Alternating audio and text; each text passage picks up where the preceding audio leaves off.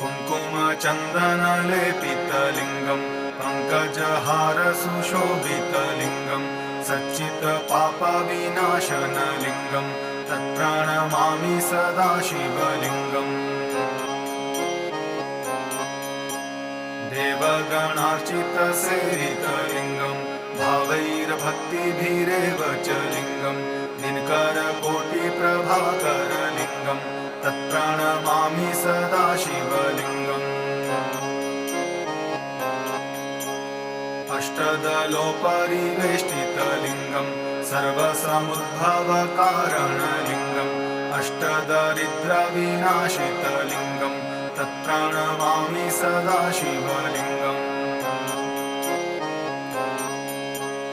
सुरगुरुसुरवरपूजितलिङ्गं सुरवनपुष्पसदार्चितलिङ्गं